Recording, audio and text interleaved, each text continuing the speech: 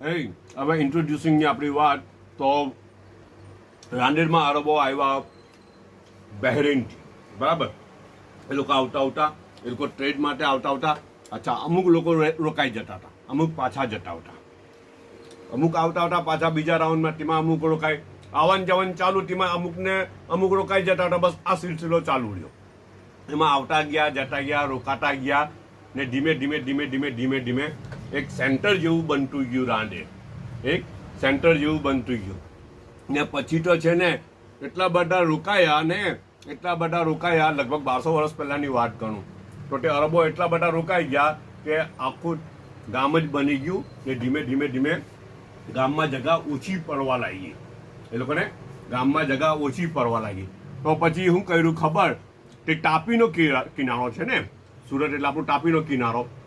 તો ટાપીની ટાપીના બંને બાજુ નોર્થ ને સાઉથ બંને લાઈન પર અગાડી વેર વટતા ગયા કાં સુધી વળ્યા એ લોકો આપણે મહારાષ્ટ્રની બોર્ડર સુધી ગયું કે આ નવાપુર ને બધું છે ને, અચ્છા ત્યાં સુધી એ ટાપીની બોર્ડર પર એ લોકો ત્યાં જગા ઓછી પડી રાંદેરમાં આવે. તો ને તે ટાઈમે કે મલ્ટી સ્ટોરીજ બિલ્ડિંગનો તો કોન્સેપ્ટ હતો નહીં. આજના ટાઈમમાં છે રાંદેરમાં કેટલી બધી બિલ્ડિંગો બની ગઈ, ઊંચી બિલ્ડિંગો. તે ટાઈમમાં તો એવો કોઈ કોન્સેપ્ટ હતો નહીં ને. તે ટાઈમમાં તો હા એક માળનો કોન્સેપ્ટ હતો ને કાટડિયાનો કોન્સેપ્ટ હતો.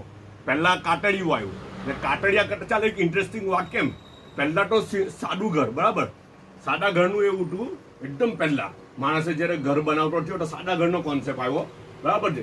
પછી સાદા ઘરમાં એ લોકો શું કર્યું, આવી રીતના ઢાળી બનાવી, આવી રીતના સામાન મૂકવાનું દેખાય ને સેલ્ફ.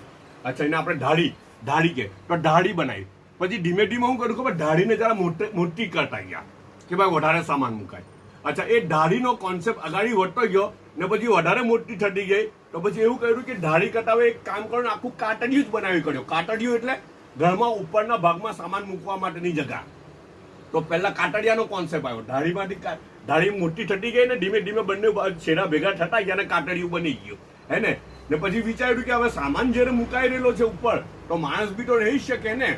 અચ્છા તો પછી હવે એને થોડું હાઈટ આપો એટલે એક ફ્લોર બની જાય, હે ને એના ઉપર કાટડિયું બનાવો, બીજા માળમાં કાટડિયું બનાવો. તમે જોજો ને કઠોળમાં ખોલોરમાં મોટી જે જૂની બિલ્ડિંગો છે, અહીંયા કોસંબામાં બી છે જે 1+1 હોય ને પછી ઉપર કાટડિયું બી હોય, હે ને, જૂની બિલ્ડિંગોમાં. અચ્છા આ તે કોન્સેપ્ટ. તો તે ટાઈમમાં મલ્ટી સ્ટોરીજનું તો કોન્સેપ્ટ હતો નહીં, જગા ઓછી પડે. તો હવે શું કરે, તો પછી બધા આજુબાજુની જગા, તાપી નદીની આજુબાજુની જગામાં બધા ફેલાતા ગયા ને તે બાજુ સેટલ થતા ગયા. બીજી વાત પછી કરું ઇન્શાલ્લાહ.